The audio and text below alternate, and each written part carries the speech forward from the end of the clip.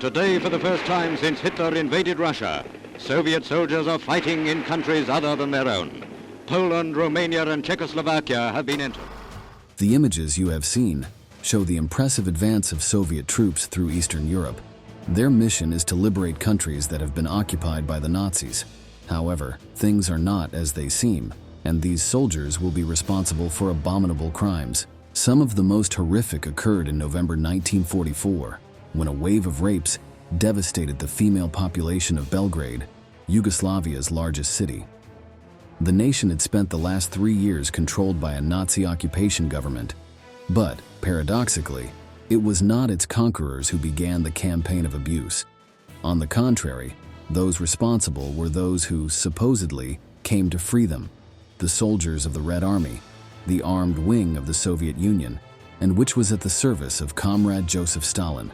The Russian troops were not content with expelling the invaders, but claimed the Yugoslav women as their own.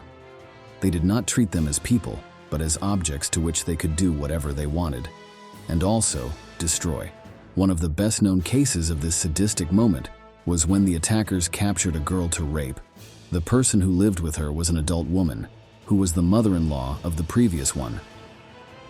She refused to let the Soviets enter her room because she knew that if she allowed it, they would throw the girl on the mattress and proceed to abuse her. Finally, the solution they came to was to execute the woman at point-blank range and then rape the woman while she was still alive. These types of anecdotes are common during this dark period in Yugoslavian history. Today, in this new episode, we will tell you everything about her. To understand this history, we have to go back to the last stage of World War II.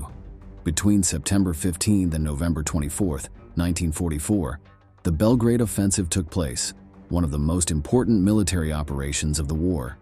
The objective of the maneuver was to free Yugoslavia from the clutches of the Nazis, who had taken over the country years before. Those dark days were coming to an end, and, as the Allies advanced, the Third Reich teetered on the brink of the abyss. Now, the Soviet Union's Red Army, Yugoslav partisans, and the Bulgarian armed forces had united to expel Hitler's followers.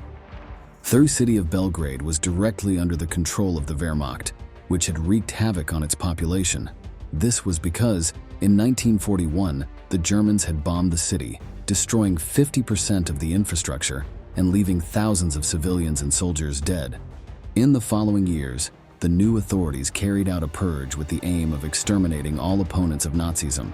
Members of the resistance were seen hanging from poles in the middle of the street, and it was not unusual to see the corpses of enemies floating down the Danube River. At the same time, the hardships of the war soon reached Belgrade, causing the amount of daily food a person received to go from 400 to 200 calories in April 1942. This means that they barely received a measly plate of rice per day. As the days went by, they lost so much weight that they looked like skeletons. Famine, therefore, took another few thousand Yugoslavs. One of Yugoslavia's most important anti-fascist leaders was Josip Broz, better known as Tito. He commanded a huge movement of communist guerrillas, the partisans, who dedicated themselves to fighting the Nazis for the freedom of their country. After the war, he would become a legend as well as the undisputed leader of the nation. This is what the following fragment of a British news program recorded in 1952 shows. Ever since the war, the state has been guided by Marshal Tito, that legendary hero of partisan activities which won the country its freedom. But let's not get ahead of ourselves, since at this point, Tito was a guerrilla seeking independence from Yugoslavia. Recovering Belgrade was one of his great obsessions, since he trusted that, if he took the capital, the rest of the nation would soon fall into his hands. In this way, the Communist Party would become the new Yugoslav authority and could redesign society to its liking, away from the Western capitalism that it so detested. However, Belgrade was well protected by the Nazis and their collaborators, so he had to wait for the right moment to try. The opportunity came on August 23, 1944, when Romania, hitherto Hitler's ally, changed sides and stopped supporting the Axis. Shortly thereafter, on September 8th of that same year, Bulgaria, which was also a satellite country of the Third Reich, did the same. It was at this moment when Tito made a pact with Stalin, and they prepared the offensive on Belgrade. Finally, after so much waiting, they were gambling all or nothing with the fate of the Balkans. In order not to be trapped between the Romanians and the Bulgarians, the Germans decided to organize a general withdrawal from Yugoslavia. Meanwhile, Tito's partisans, Bulgarian troops, and the Red Army advanced towards the capital city. The force, which was led by Russian generals, consisted of 580,000 men, 3,600 artillery pieces, 520 tanks, 1,400 aircraft, and 80 ships.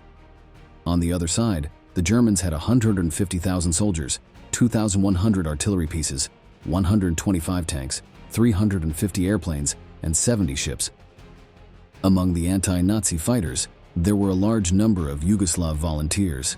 Most of them had joined the fight after the former king of Yugoslavia, who had been deposed by the Third Reich, declared himself in favor of Tito and encouraged the population to join his ranks. Here you can see some curious images that show them in the middle of a typical Yugoslavian dance.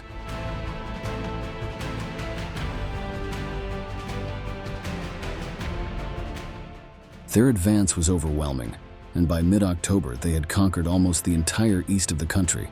The Battle of Belgrade, in which control of the capital was disputed, began on October 12th of that same year. The fight consisted of heavy artillery fire as cover for the troops and a prolonged combat that was fought in the streets. There were many low-intensity skirmishes, shootings that took place on corners, or by soldiers hidden among the ruins and rubble of buildings. The most intense confrontations took place inside the houses.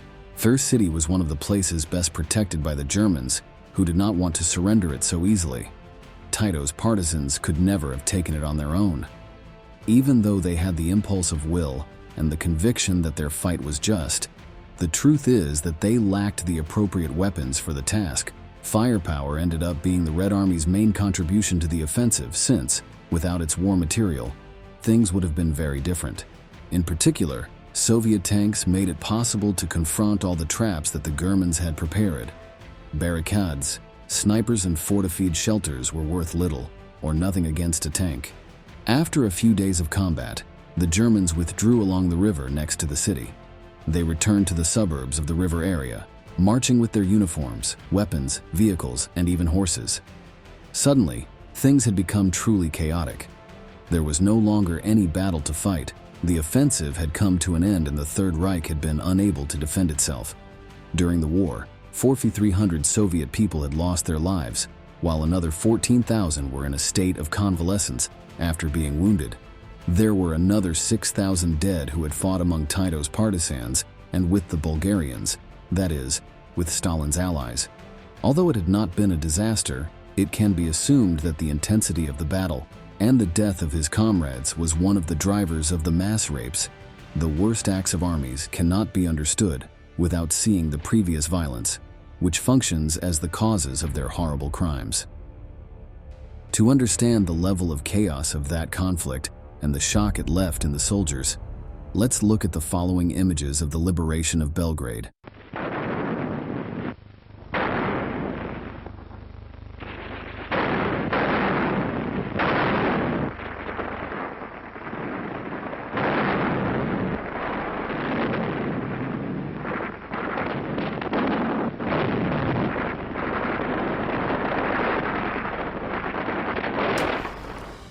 When the Germans already glimpsed defeat, they abandoned Belgrade completely. The city plunged into a kind of anarchy where Soviet soldiers roamed freely, blinded by bloodlust. The atmosphere of battle, blood, and death still permeated the air, and civilians were seen as possible threats or worse, as insects to be squashed. It was then that, seeing that they were the victors and that they could do what they wanted, the Red Army troops gave free rein to their worst instincts and began a campaign of mass rape. They marched street by street, entering houses and apartments in search of defenseless women. The Russians didn't care if they were old women, adults, teenagers, or girls. All they wanted was to vent their fury and satisfy their desires. The female population tried to hide in sewers, holes in the ground, sheds, basements, and attics. But all of this was useless. Sooner or later, while they were hidden in the shadows, trying not to make noise so that those passing by would not hear them, someone would discover them. And then, when the predators pounced on them, the torture session began. Sometimes the Soviets would capture them and then debate for endless minutes how they would take turns raping them. When a mother and her daughter were caught, heated arguments ensued about who would assault which woman. Meanwhile, they had to listen through tears as their fate was decided by these heartless beasts. The same situation was reproduced in the rest of the country. Throughout Yugoslavia, women were being violated by those who were supposedly coming to free them. They were no longer subject to the Nazis, but had now fallen under the clutches of the Red Army. The outlook was so gloomy that Marshal Tito himself requested an audience with Stalin, with the aim of asking him to restrain his men. The Soviet leader's response fell like a bucket of cold water. The boys are like that. They have seen a lot of things on the battlefield and they need to take a little break. The leader of the Communist Party simply did not care about the collateral damage that the operation could cause. The only thing he was interested in was seeing the Nazis defeated and humiliated. If the cost to pay was for the women to suffer an ordeal, then so be it. Seeing that Stalin would do nothing, Tito took his complaint to Nikolai Korneyev, the general in charge of the Belgrade offensive. Again, he asked that the harassment cease and that the Red Army end its looting and robbery of Yugoslav civilians. This paid off, as before long the officers began to be less permissive with the behavior of their men. Now, transgressions began to be punished harshly so that they would not be repeated. In any case, the attacks ended only when the soldiers no longer had anything to do in the liberated country and were willing to return home. The only thing Tito achieved was to earn the enmity of the Soviet leader, who saw his complaints as a personal insult and as a way to defame the Red Army. It is ironic to see these images of the moment Belgrade was liberated from the Nazis and to think that, at the same time, these atrocities were happening.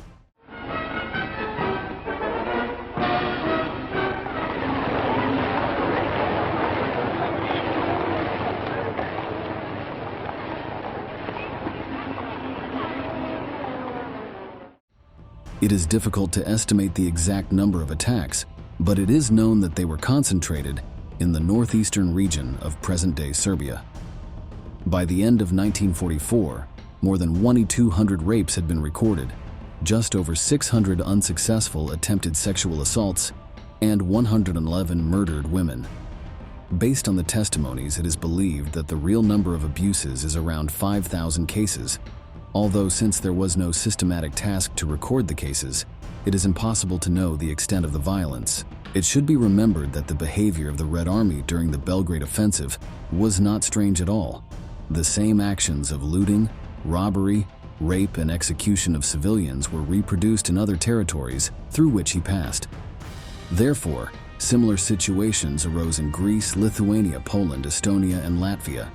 In total, specialists estimate that some 2 million European women were abused by communist troops, taking into account that up to 500,000 rapes occurred in countries like Hungary. There are those who say that the events in Yugoslavia were minor. This is an extremely controversial statement, and as you can imagine, not all historians agree with it. At the end of the offensive, the battle was almost immediately remembered. On June 19, 1945, the highest authorities of the Soviet Union established a military award for those who participated in this operation, the so-called Medal for the Liberation of Belgrade. For its part, the communist government inaugurated by Tito was responsible for celebrating the annual anniversary of the victory over the Nazis. This is a tradition that continues to this day, but the victims of the Red Army still do not have a significant place in remembrance. We reach the end of the video and we want to ask you, what do you think Stalin should have done with the Red Army rapists? Leave us your answer in the comments box below, and don't forget to subscribe to our channel to learn about many more military events that left their mark on history.